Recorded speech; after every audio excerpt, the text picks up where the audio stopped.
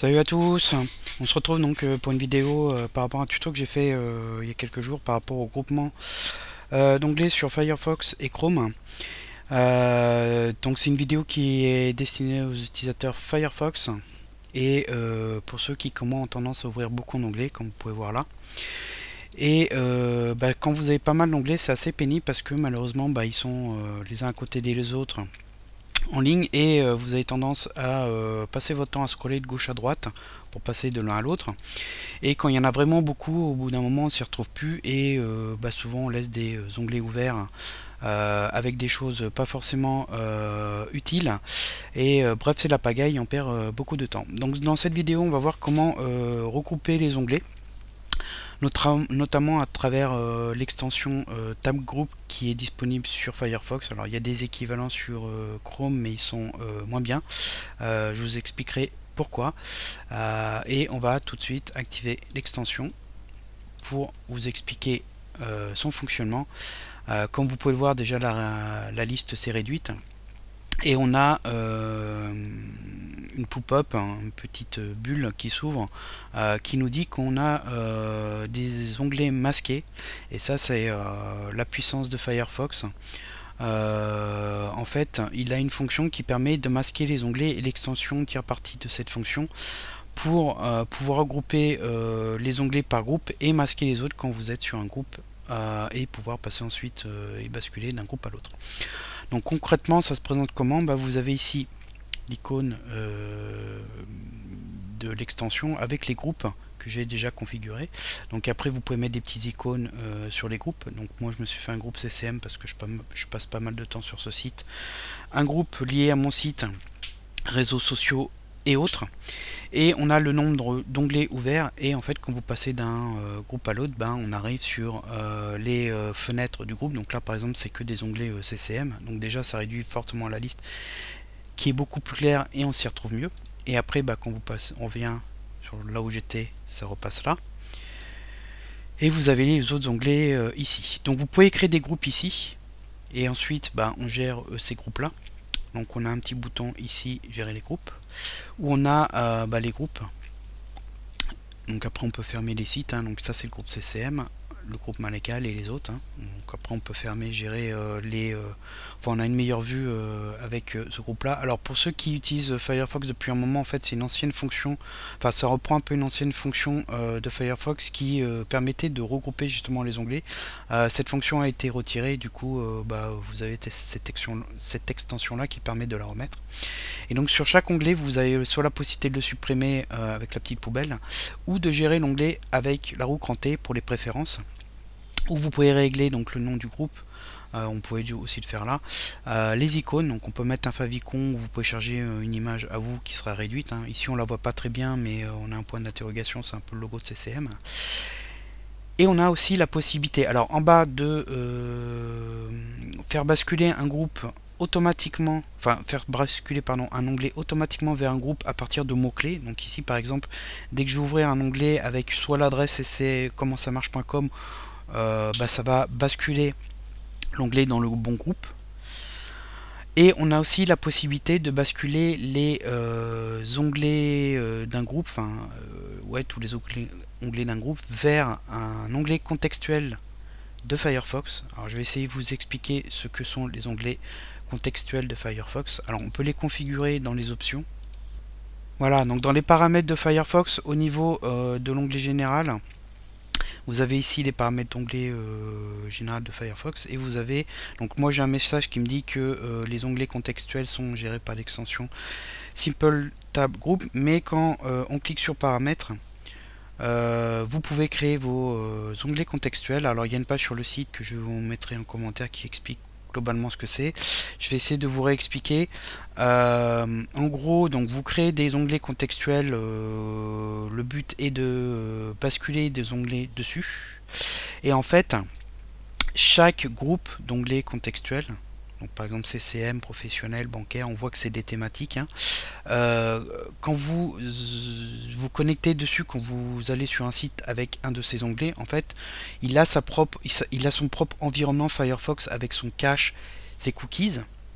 Et du coup, par exemple, si je vais sur CCM, que je m'identifie sur le site CCM, Je ne suis identifié que sur ce groupe-là. C'est-à-dire que si j'ouvre un onglet sur le groupe perso site ou un onglet sans onglet contextuel, je ne serai pas identifié sur le site CCM. Je ne serai identifié que quand j'ouvre des onglets avec cet onglet contextuel-là, ce groupe-là. Et donc ça vous permet, par exemple, si vous êtes sur les réseaux sociaux, vous créez un groupe contextuel réseaux sociaux, vous vous connectez sur Facebook avec cet onglet-là, vous ne serez pas connecté avec celui-là ou avec celui-là. Et ça permet donc de créer des conteneurs, si vous voulez, ça permet de dissocier un peu les environnements. Et notamment, ça permet de vous protéger du suivi et du pistage qui sont effectués par Facebook, Google, etc. Notamment à travers les boutons plus et j'aime qui sont disséminés sur tous les sites que vous visitez.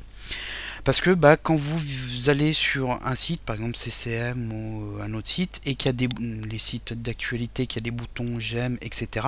Si vous êtes en même temps connecté sur Facebook, et Facebook sait que permet de relier en fait le site que vous visitez, le bouton sur votre compte Facebook, et ça permet de vous pister, de vous tracer.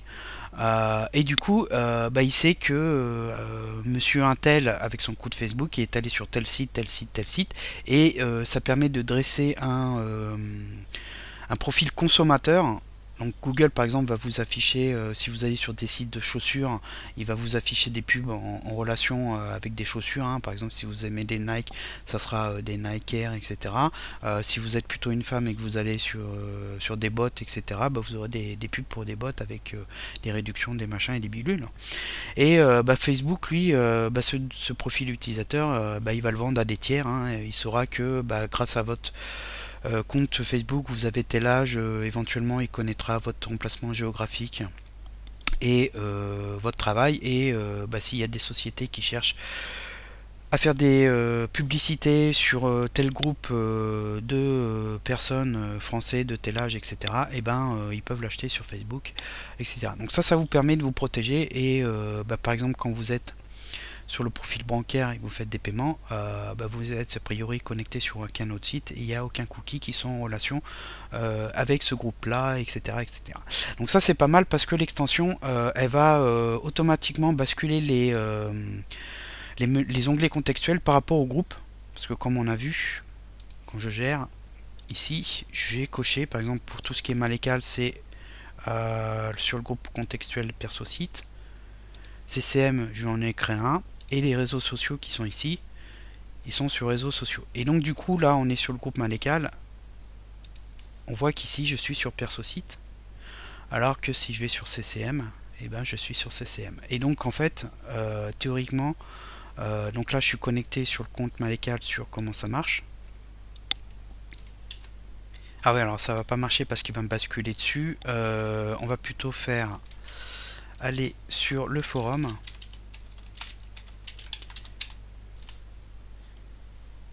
Donc là, on voit que je suis pas connecté. Alors que là, ici, j'ai aucun onglet contextuel. On voit que je suis pas connecté. Alors que si je vais sur Malécal, je rafraîchis la page.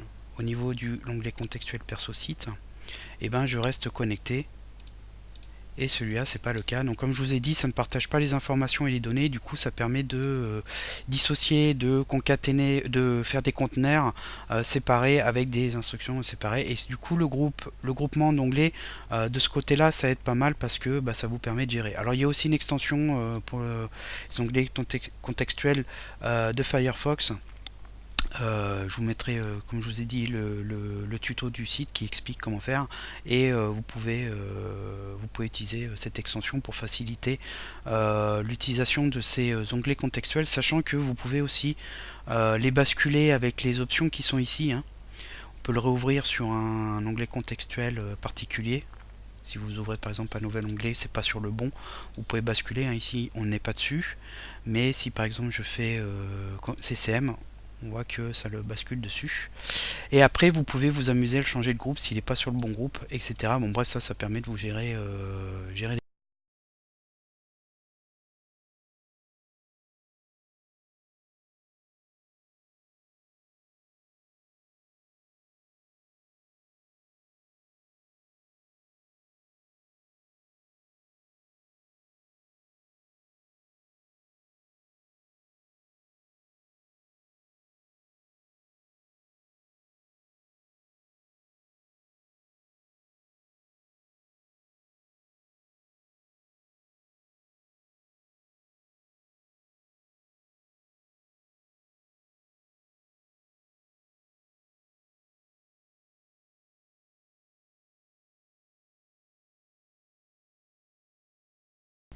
donc sur cette interface là qui est plus sympa. Et vous pouvez les basculer l'un l'autre, etc., etc. Donc ça c'est pour gérer les groupes. Et après il y a les options générales de l'extension qui sont ici sur la roue crantée.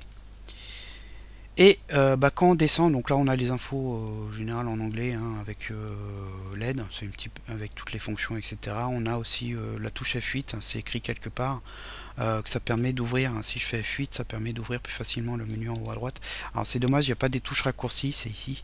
Il n'y a pas des touches raccourcies pour basculer d'un groupe à l'autre, ça aurait été top d'avoir ça, mais a priori il n'y a pas.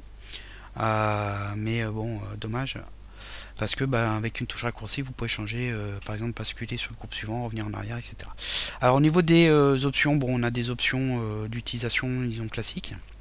Et on a cette option là qui est sympa aussi, qui permet de décharger les onglets.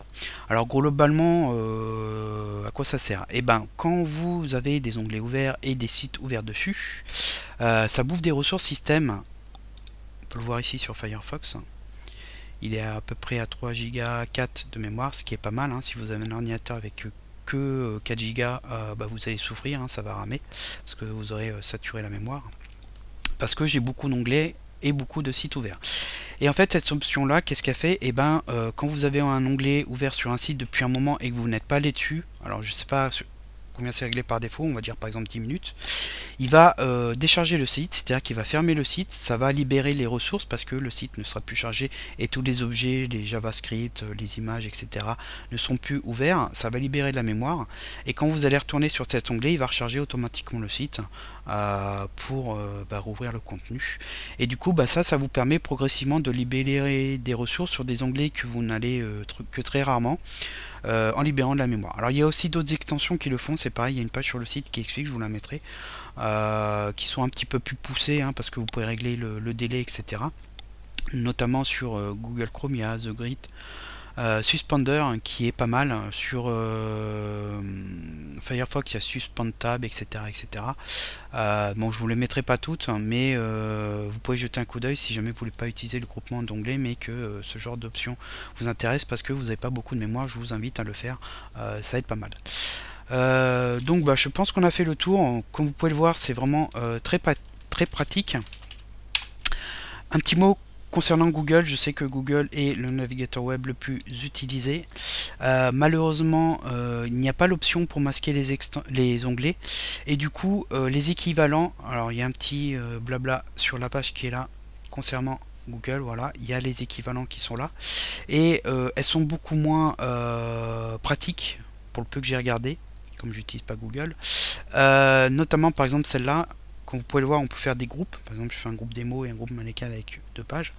Et en fait, vous pouvez pas. Enfin, quand vous basculez de l'une à l'autre, ça ferme les onglets qui sont ouverts d'un groupe et ça ouvre les autres. Alors, ça a des avantages et des inconvénients. L'avantage, c'est que du coup, vous n'avez pas l'intégralité des onglets ouverts et du coup, ça abaisse la mémoire utilisée, les ressources utilisées.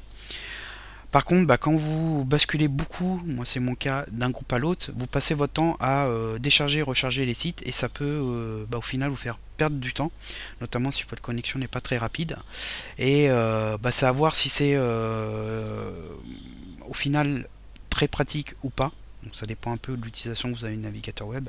Mais vous pouvez jeter un coup d'œil, mais franchement par rapport à celle de Firefox, moi j'ai trouvé ça vraiment beaucoup moins bien parce que il n'y a pas la fonctionnalité dans Firefox qui permet de masquer les onglets comme on a là. Parce qu'en fait, ce qui se passe, c'est que la fenêtre reste la même, mais quand vous basculez d'un groupe à l'autre, il masque les onglets. Donc voilà, je voulais faire une petite démo rapide concernant cette extension qui est vraiment très utile si vous avez beaucoup d'onglets ouverts. La vidéo touche à sa fin, n'hésitez pas à jeter un coup d'œil sur les liens sur les différents extensions qui sont proposées et expliquées sur le site. Et si ça vous a plu, n'hésitez pas à noter, à partager comme d'habitude la vidéo. Et je vous dis à bientôt pour d'autres vidéos.